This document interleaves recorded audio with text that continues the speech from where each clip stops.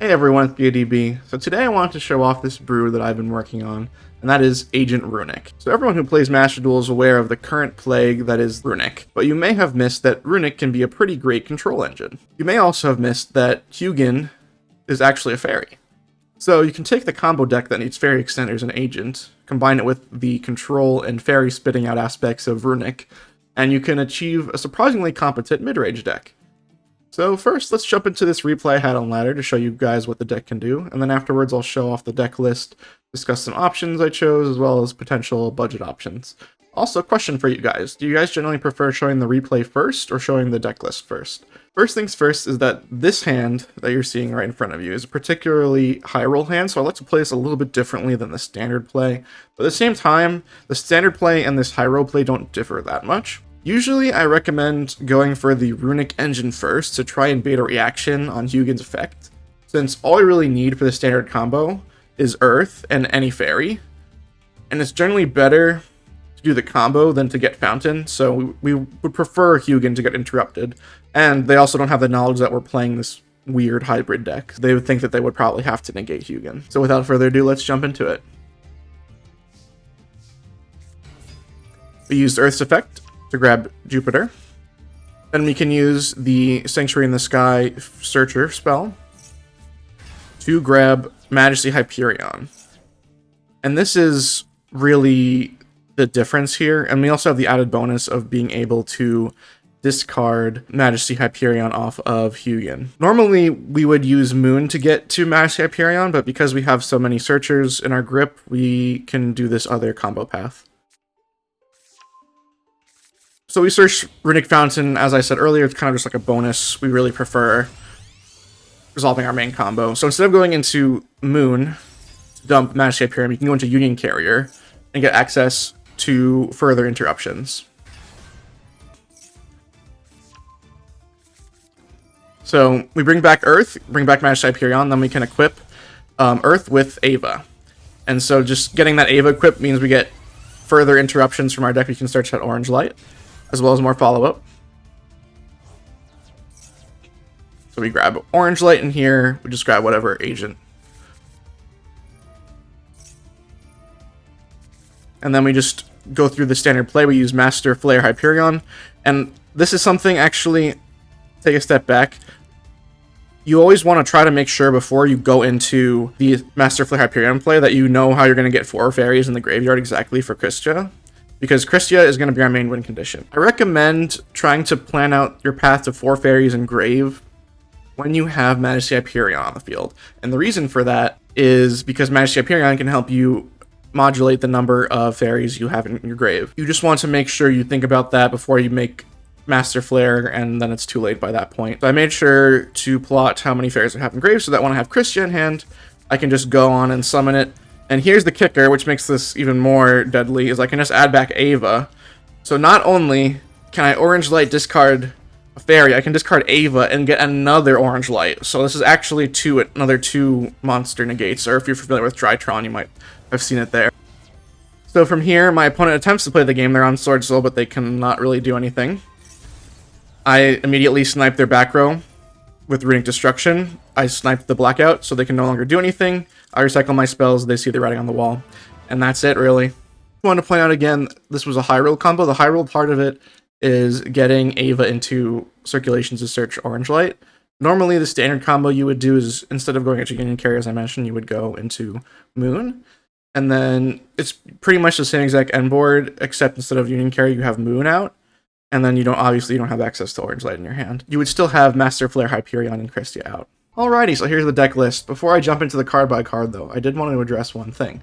If you're familiar with the agent strategy, you might be wondering, why aren't you playing Venus? Now, I did try to make a build with Venus and still playing the Runick cards and whatnot, but I really didn't like it. You can definitely create much better boards when you have 1 card starters, that being Venus, but I found it to be a bit too bricky. You have to squeeze in like 7 additional cards, usually, 3 of which are Shine Balls, which don't do anything. I like Venus more in the pure build. That's mostly where you have the space for it. Here you do want to see a healthy amount of Runick cards, so I don't want to muddy up the chances of drawing into the Runick engine any more than we have to. So with that out of the way, let's jump into the card by card. So we have 2 Ava, which is quite good in this deck. Honestly, I'm very much considering bumping up to 3, as there's less of a brick in this version of the deck rather than your agents. You can easily discard it with Hugin to get into the agent engine if you didn't draw into it already, or you can just use it as your normal and go into Moon and pull off a Christia combo still. I'm on 3 Jupiter. It is a combo piece, but you can use it in different ways. You can use it as your normal summon in a pinch and can still pull off a Christia combo, but not as strong of a one. Also, it's really good for the grinding because you can just keep reviving Master Flare. So overall, really good. We're on 3 Orange Lights, amazing hand trap. Anytime you can negate a monster and remove it from the field, it's generally pretty good. Just ask Gamma. It's an absolute menace with Ava, which is why I'm also considering bumping up to 3. You can search it off of Ava, but also just having it in your hand with Ava is just so good. I'm also considering Herald of Greenlight for this particular format. You may have noticed in the replay that I search Orange Light and just any other fairy I can kind of at the end there. But you know, if I can search green light, that's just an even further interruption. So I'm really considering that for those high roll hands. We're on 3 Earth, it's the heart and soul of the deck. It's your normal son of choice. It's a tuner monster to help you go into your synchro plays. It's just what you want to see. We're on 1 Christia. It's a win condition against most decks. We're on 1 Master Hyperion. Really good in the grind game, good going second, and even if you draw going first, it can act as an extender depending on the hand, so really good overall. We're on 1 Majesty Hyperion, the second heart and soul of the deck. It's the main combo piece, can help you in the grind game immensely because you can just keep bringing it back and summon Earth and make your really strong level 10 synchros. I was actually considering bumping this up to 2, mostly just because of the Runick matchup, and it's pretty bad if this gets banished, so it's something to keep in mind.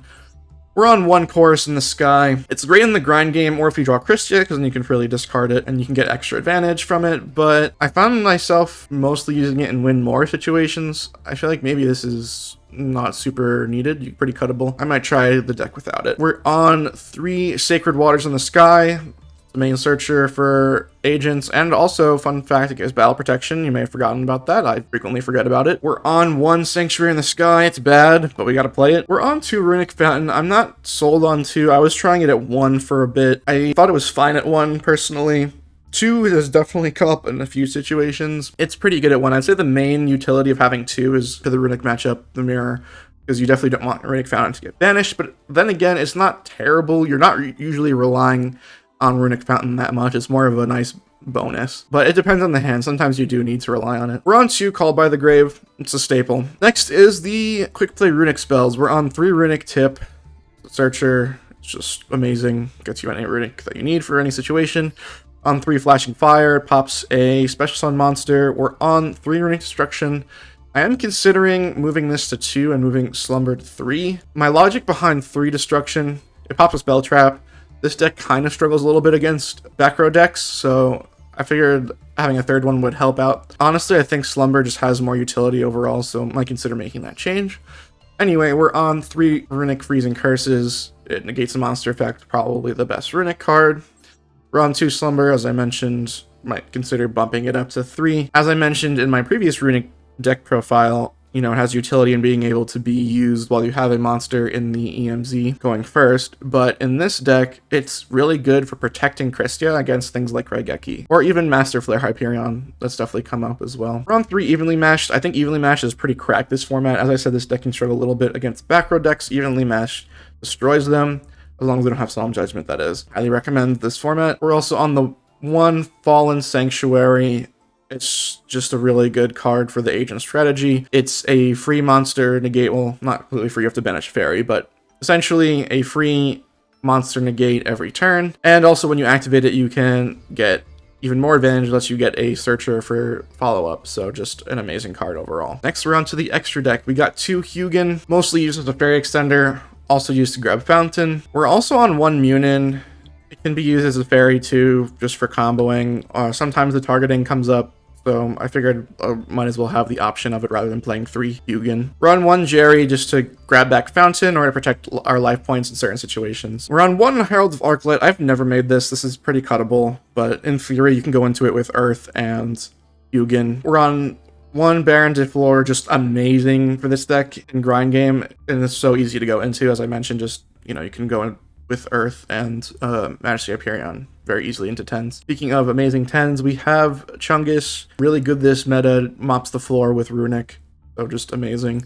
Master Flare Hyperion is also really good against Runick, but just beware, that's going to be their prime target probably, is going to be Master Flare Hyperion when you go against them. But it's part of our main combo. It just does everything for this deck. It's really good. Run 1 Solomon Great Almirage. This comes up sometimes, but not really that much. Just mostly to get more out of Earth. We're on Union Carrier for mostly those high roll hands, but can come up here and there. Outside of that, when we draw well, we want to take advantage of it, so might as well play it. We're on 2 Moon. I would say 3 doesn't come up often, but you could play 3. Very good, part of the main combo, and has additional utility to pop cards. Nightmare Unicorn, I've never made it, but staple extra deck card. Parshath, another one of our main tools. You know, we need it to get our main win condition in Christia, or we can just use it to get Fallen Sanctuary. I'm also on 1 Access Code Talker. I've never made Access Code Talker, but in theory it could help you get some games. Alrighty, so that's the deck list. So if you too wanted to play Runick and not be cringe, then this deck may be for you. But let's say you're a bit concerned about the UR points. So let's talk about some budget options. The Runick ratios have some wiggle room in this build, I would say. You can definitely get away with only 1 Hugin, I guess, if you really wanted to. But I wouldn't recommend it. And you could definitely cut a Fountain. Like I said, I'm considering going back to 1, and I was playing 1 for a while. So definitely not super needed. Tip, I mean, if you don't have them, you could try other Runick cards instead, or just play as many as you have. I wouldn't recommend it, but you could do that if you really just wanted to try the deck. So that's really it for the Runick card. For the Agent Engine, you could cut Christia. That's more of a meta call. I'm not sure what you would want to play instead. You could just cut it, period, and aim to just search Fallen Sanctuary instead. Up to you, really. You could also cut Master Hyperion as well. It's not completely needed. I think that's really it for the Ancient Engine. I mean, there's not as many Ultra Rares compared to Runick.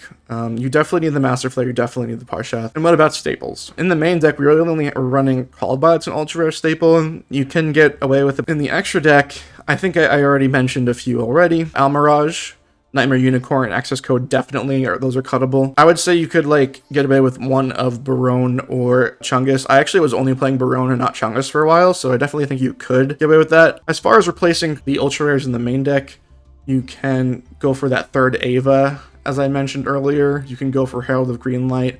You can go for additional Runick cards, which I think I mentioned already. Or you can just go for what your favorite board breakers, or you could run more hand traps if you want to. For extra deck cards, Nightmare Phoenix is always good. Just throw in there, because why not? But honestly, there isn't a lot of like good level 10 synchros. You could throw in some other levels we can make, like level 5 and 4. But yeah, there's not really too much to choose from, I'd say. You could go for that Time Lord level 10 synchro. It was like the only one I found that was super rare and below that's like playable. That's really all I had today. So final thoughts. This deck is pretty good. And it's a fun way to use the Runick engine. I do think it's actually good enough to get Diamond 1, although it is somewhat tough to play. Last season, I was playing this deck on ladder on my stream. I did make it to Diamond 3, but I didn't have enough time or willpower to push to Diamond 1, so I decided against it, but I definitely think you have the potential to go Diamond 1. I have some ideas for this season, but if you have any decks for me to try, let me know in the comments or in my Discord. As always, if you enjoyed the video, like, comment, subscribe. If you want additional updates or to try about Master Duel, join my community Discord as mentioned, and I'll see you in the next one.